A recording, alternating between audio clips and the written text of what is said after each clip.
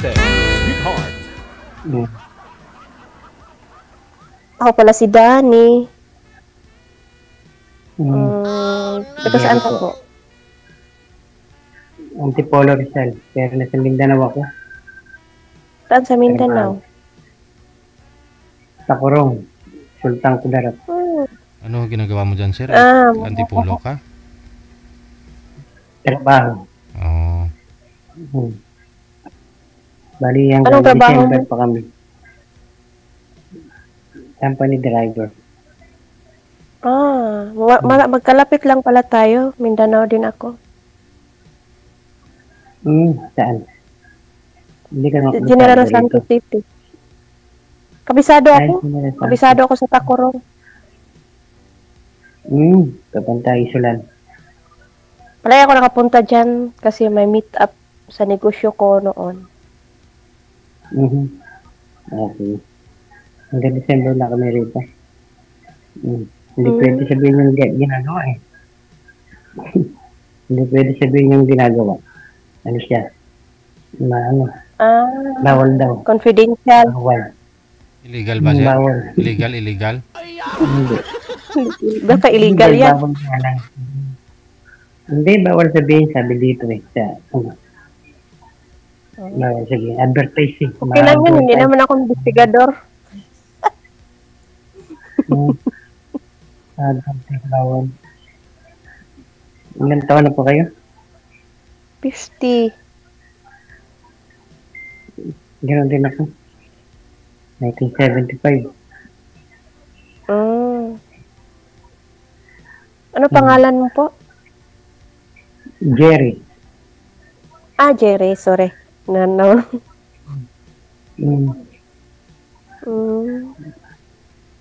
Andito pala ako sa sa Saudi. Tapos katulong. Oo, sa Riyadh. Sa Riyadh mismo. Galing ako dyan. Sa Riyadh mismo. Alhambra Street. Exit it ako. Mughasirat. Alhambra. Magkatabi lang. Exit it ako. Bakit hindi ka bumalik dito? Kaya pala driver ako dyan. Mayroon buhay dyan. Hindi naman. Yan lang. Siloso, yung amo ko. Nagdadrive ako sa company, nagdadrive ako sa family. Nahirap. Kasi naabot ako ng madaling araw. Matagal ka na Ramadan, napakahirap ng buhay. Oo. Basta Ramadan. 3 years ako dyan. 2011 hanggang 14. Tagal na pala. Ngayon, okay na dito sa sa Saudi kasi parang na sila hindi na mahigpit kagaya noon.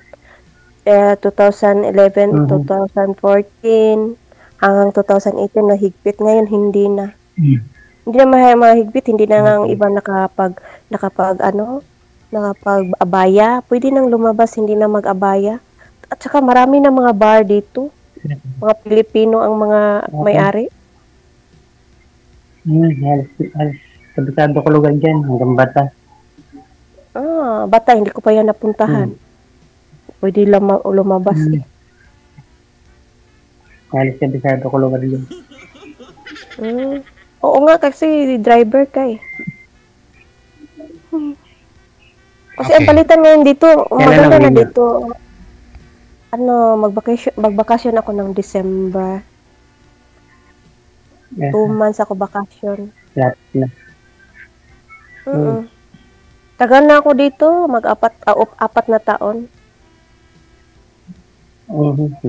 Apat na taon sa amo ko. Oo, mabait. Okay. Sir, hiwalay po kayo sa asawa, no? Sino po ako? Po. Ano po nangyari? Napunta sa iba. Pa? Ilang taon? Hindi klaro kasi yung busis eh. Mahina po busis yung sir. Pawala-wala. Napunta sa iba. Wag niyo po igalaw ang cellphone kasi hindi stable yung yung blurred po kayo tapos hindi klaro ang busis. Napunta sa iba. Hindi mo siguro binabantayan? Nasa abroad ako eh. Ayan. Yan din nangyari sa akin. First abroad ko. 8 months pa ako, napunta sa iba. Kahit naman mawawala. Ilang anak mo?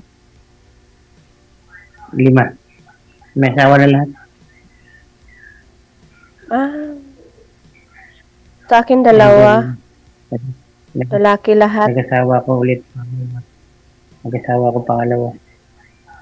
Napunta na Singapore. Tapos? Yun, nalo ako na sa Singapore. Pangalawa na ni mo. Nalo ako rin sa Singapore.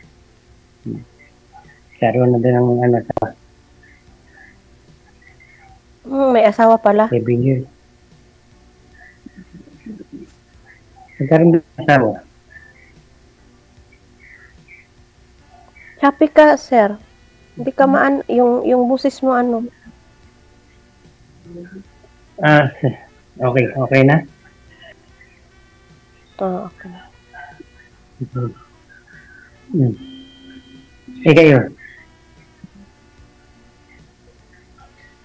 Ako?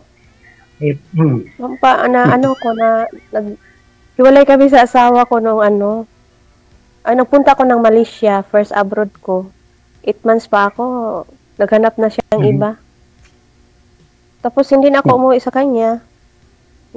Pinapili ko na lang mga anak ko, saan sila. Dito, pinili ng mga anak ko ako. Ngayon, hanggang ngayon, 2018. 18? Oo. 18? 2018. Ay, 2012 ako na. 2012 kami sa Malaysia, first abroad ko. 3 taon ako doon.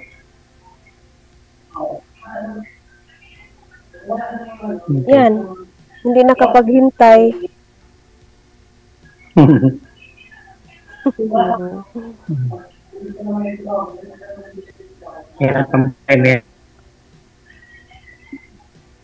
Hirap talaga ang buhay sa Signal please, ay maluoy ka. Sabi ko, pag walang signal, wala talagang love life.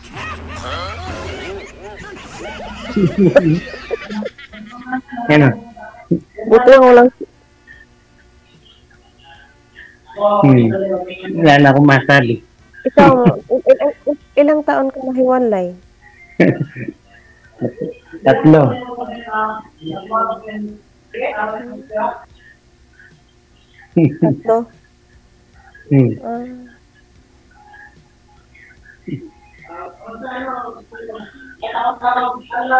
Tatlo, hanap na naman ang iba, pangatlo. Hanap na naman ibang pangatlo. Sana. Mahirap makahanap. Kaya nga, mahirap makahanap ng matinong tao ngayon. Mahirap makahanap ng matinong tao.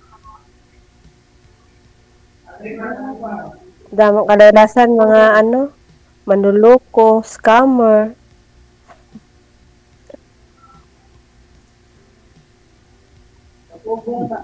Bakit ma'am? Na-try nyo na po bang ma-scam? Sila nakasasabihin. Laki-laki ng na-scam po, DJ. Magkano na-scam sa'yo? Pera? Oo. Hiram ng hiram sa akin. Boyfriend nyo po ba yun? Tapos, Ha? Naging boyfriend nyo? Naging boyfriend ko. 2 taon yun. Tapos hiram ng hiram Hindi sa'yo? kami Anong sabi niya po sa'yo, ma'am? Anong sabi niya nung nanghiram? May tubo daw po ba? O Kasi, mabayaran kayo? Ano po? mabayaran. May tubo. Oo. Hanggang naabot ng 75,000. Binilihan ko pa siya ng motor. Kaya ang gusto ako mag-ano. Hindi kayo nagkita personal? Takot talaga ako. Ay, hindi kayo nagkita kasi dito ako sa abroad. Eh. Isa na po siya. Pero dito lang sa ano. Ha? Asa na po siya? Ano na siya? Nag-asawa na siya ng iba. Oo, nagpakasal na siya. Ako baligtad ah. Ako binigyan ng motor. Pinalik ko. Kinuha sa akin. Binigyan ka ng girlfriend mo? Binilhan ko ng... Binilan ako ng Girlfriend pangalawa ko. Tapos, kinuha sa akin. Pinalik ko. Kasi? Sa kanya naman yun. Ako pa. Kasi sir, ano po, naghiwalay na Binalik kayo? ko Paano ko kukunin? Lahat ng binigay niya, kinuha niya sa akin simula damit hanggang sa brief. Kinuha. Binalik ko lahat. Hindi na ko. Ako lahat ng binigay, hindi ko kinuha talaga. Pati motor, hindi ko ano. Na lang. Sa kanya na lang yun lahat. Kinuha, binarangay ako. Yun po yung asawa niyo, Hindi sir? nakapag-antay ni Soli ko. Asawa niyo po ba yun? O yung Siguro magka-girlfriend po ibarangay kayo? ko din. Binarangay ako. Hindi na, ang usapan namin nung kapatid niya 2 days before sa Soli ko, ay nasa trabaho ako, na nag-usap kami ng Martes, sabi ko, Biyernes ko sa Soli ko, kaya Sabado. Hindi nakapag-antay kinabukasan, magreklamo na pala sa barangay din.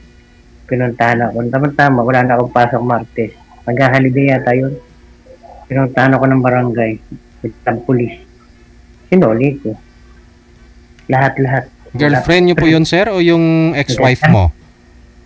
Hirap may kapag-usap pag yun. Yung pangalawa. Yung nasa Singapore. Pag mahina yung signal talaga, ang hirap.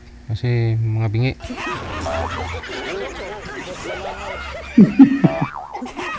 Nagpakasal kasi yun. 7 years kami mag-asawa. 7 years kami mag-asawa, nagpakasal kami. Tapos nag-abroad siya. Yun na, wala na. Lahat ang binigay sa akin, kinuha ng magulang, ng mga kapatid. Sinuli ko, manakin yun. Kaya sinuli ko lahat.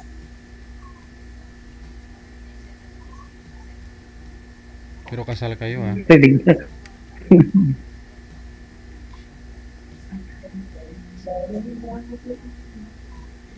Nung nagkasakit ako, siya tumulong sa akin. Minsan nagme-message, sinusumbat sa akin.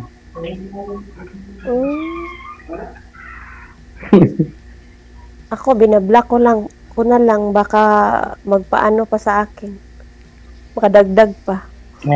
Ano po bang mali niyo po, sir, na nagawa at humantong sa bawian? Ano po ang ginawa niyo sa kanya? May mali po kayong nagawa? Karoon ako ng sakit. Tapos hindi ako nakapag-online. Na kasi ako, nagkaroon ako ng namaga yung mata ko. Na-hospital ako. Hindi ako nakapag-online. Tapos so, ngayon, nung kinuha po ng parents niya, yung motor na yon, kinuha po ng parents niya. Binigay ko. Hindi, kasi nakita naman nila yung sitwasyon mo. Imbis na maawa dapat sila, no? Kasi nakita nilang nasa hospital ka. Kinuha pa rin talaga yung motor, hindi man lang. Kaya lahat ng gamit ako, payato ko nung dati. Hindi pa ako palang Asawa niyo po yun, sir, eh. Asawa niyo po yun, nagkasakit ka, tapos hindi ka lang naka-online dahil na hospital po kayo, imbis na tulungan ka ng mga biyanan mo, kinuha nila ng tuluyan yung motor. Pinuntahan sa akin. Hindi. Ibig ko po sabihin, walang awa sila kasi asawa po kayo eh. Tapos nasa hospital ka eh, asawa ka ng anak nila eh. Nakalabas na ako nun. Nakalabas na po ako nun. Oo. Kagagaling ko lang sa hospital. Siguro 1 month na ako nun nakalabas. So wala pa ko yung time sa kanya, hindi nyo po kinuntak? Kinuntak ko siya. Siguro 2 weeks before, kinuntak ko na siya. Wala na. Nababaliw na sa Bigo. Nabaliw sa Bigo eh. Nagbibigo siya, yung may mga foreigners kasi na yung agency. Yun, pakilala dun sa akin sa Bigo, wala siyang asawa. Hindi nag-Bigo. Bigo Live yung pwede kang mag-pick. So bago lang po pala kayo naghiwalay? Bago lang talaga? Ha? Bago lang po talaga kayo 3 years pa lang. 3 years. Okay. Yun. Sinuli ko na lang lahat. Sana walang gulo.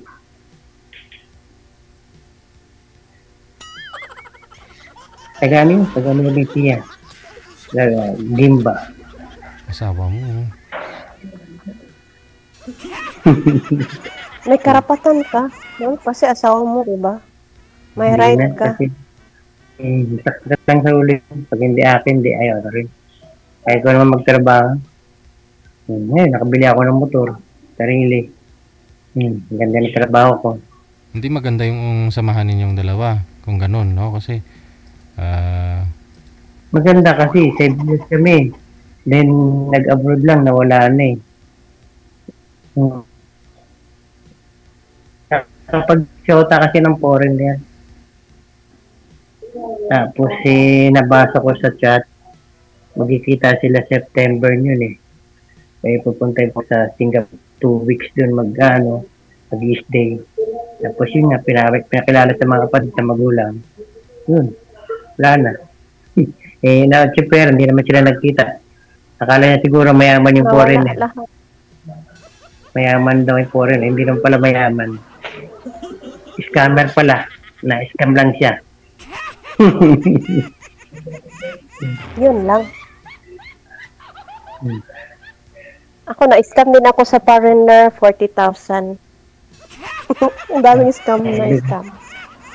ano naman ma'am nangyari? Kwento niyo po. Para Kasi yung una, dito pa ako sa sa Saudi pa din. Pagbalik ko dito noong 2018. Meron ako nakilala na sa mga groups sa Facebook, ganyan. Kala ko kasi tatawag siya sa cellphone, sa number sa Pilipinas, number ng ibang bansa. Parang siya din ang kausap ko. Tapos nandoon daw siya sa Malaysia kasi yung trabaho niya yung mag-lumber. Tapos may problema daw sila doon. Pwede ba daw manghiram first niyang hiram sa akin 20,000. Tapos parang wala lang, tanga talaga ako kasi sa Pilipinas doon lang may number sila sa GCash na binigay sa akin. Doon lang ipasa ko kasi i-send daw sa kanya. Send ko agad. Nagpakilala na foreigner, pero daw? Pakilala niya sa'yo, foreigner na taga Malaysia. Pero dito rin pala sa Pilipinas. Pero mag-send siya sa akin ng video nga, parang hindi ko alam yun, parang edit lang pala siguro yun. Tapos, nag-trust talaga ako sa kanya. Tapos, meron na naman, binigyan ko siya ng 20,000, another 20,000 na naman daw, manghiram na siya, so 40,000 na. Tapos, hindi na masin ang 20,000 kasi parang hindi siya masin. Tapos, hindi ko na lang sinin. Sabi niya, bakit hindi mo sinisend ang 20,000? Nahanap talaga ako ng paraan para masend ko. Na-send ko na naman, 40,000 na 40,000 hanggang nawala siya. Binablock niya ako. Kasi madali lang kasi ako malapitan pag may pera. Kasi malakas pang negosyo ko noon. May pera talaga ako. Pahiram. Tapos hindi na. Block ako. Galit ang mga anak ko. Kasi madali lang akong mauto. Ngayon, takot na talaga ako. Bakit pag next time, huwag ka magbibigay ng baka pera. Scam na naman. Pag may nangingi, kahit sabihin pa ng utang, huwag ka magbibigay ng pera. Kahit pa yan, boyfriend mo. Oh, Nabibigyan ng pera. Kung may mana involved, doon nasisira kasi yun. nag-trust ako sa kanya kasi yung mga anak ko, kausap niya. Alam mo bang ano siya, lang din siyang makipag-usap sa'yo, yung foreigner. Foreigner siya, foreigner talaga. Hindi naman kayo nag-video call. Hindi, ayaw niya makipag-video call. Pwede ba video call? Hindi daw, wala daw maayos na signal doon sa sa location Pwede niya. ba? Nagbibigay ka ng pera, hindi mo nakikita yung tao. Tapos, Pwede ba yun? video call na lang. Yung isa din, video call lang, hindi ka pa kami nakamit, no? Ala, Yung isang pero 5 years na kaming wala na kasi block ko siya.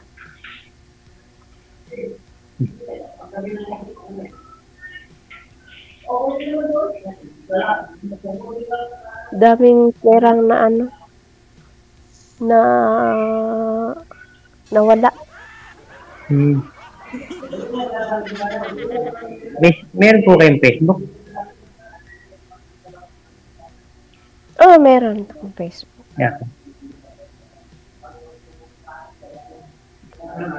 Meron akong Facebook. Sinyo ko yan? Sinyo ko yan? Pwede. I-add lang, Erlinda Cambaray. Hoy, bawal para dito nung sa Bawal. Bawal. sorry. Wala, nabanggit na eh. Yan pala. Sige. Paano mo mabibigay?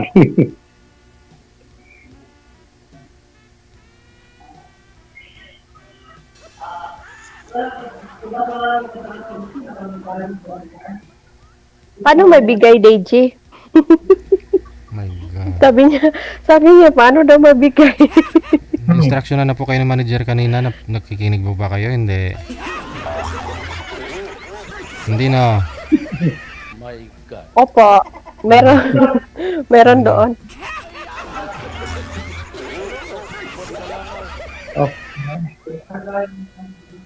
Mamaya, ibibigay mo yung Facebook mo, ma'am. Nakuha ng iba yon, scam ka na naman. Wala na.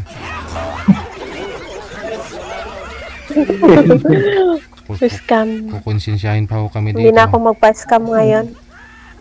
Kasi mali na mga nagpapaline up, nire-remind na sila ni manager kung anong dapat gawin, anong bawal sabihin, pero hindi sila nakikinig. Yung iba, yan tuloy pagdating sa live, tatanong pa ho kung paano mo makuha yung Facebook. Butan.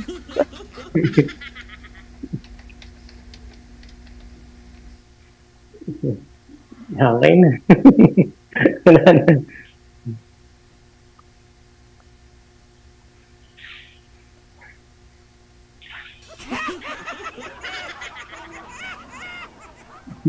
Wala na. Wala nang maano.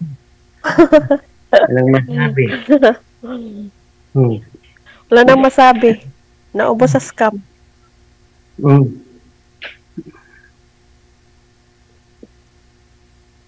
Ito na kami nakatira sa apartment. Wala kayong trabaho ngayon dyan? Saan kayo sa Apartment Takoro? lang. Saan kayo? National High School. Sa National High School malapit. Sa bayan nandun mismo. kayo sa Sa city? bayan. Sa city, Mismo sa National High School. National, di ba Isabela papuntang Isabela yan? National High School? Isabela, katabi lang yun. Isabela. Dalawa kasi school yun. Isabela at isang National High School bago. Yung Isabela sinasabi mo. Sa ano kayo? Sa yun. old? Dati yun. Alam mo pala yun. Yan dito malap. Isang way lang. Sa kalsada lang.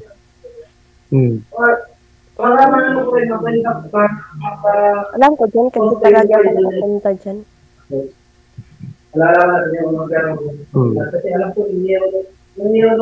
Malapit lang ako din sa General Santos City. Malapit lang. Napunta kami niya sa Lunes. Noon. Sa Jensen. Namimili kami ng gamit.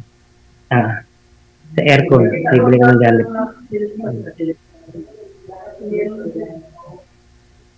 Pero yung anak ko, nandoon nagnegosyo sa ano, sa Pulumulok.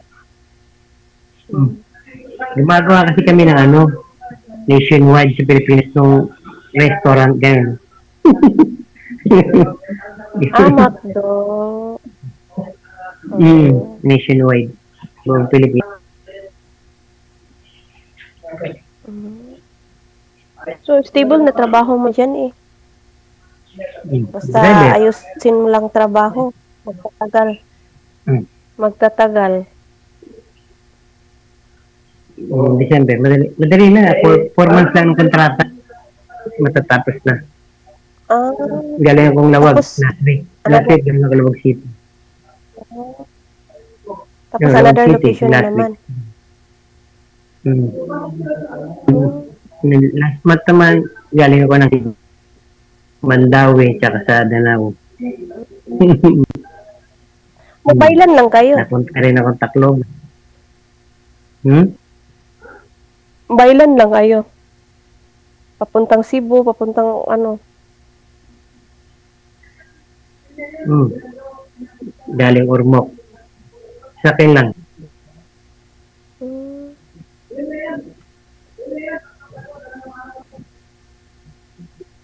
Wala pala kayo, gabi pala, no? Anong oras na dyan?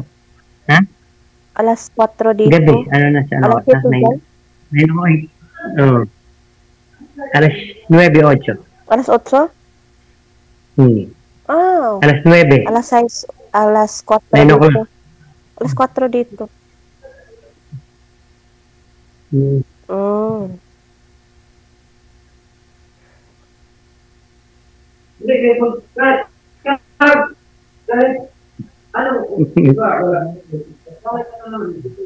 Sir DJ, ilang minuto oras to? Sige. Pagpatuloy niyo po sa off-cam. Maraming salamat. Sige po. Sige. Off-cam na.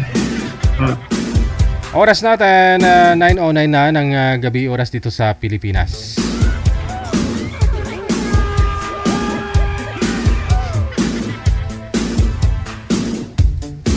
Ano kayang ending now?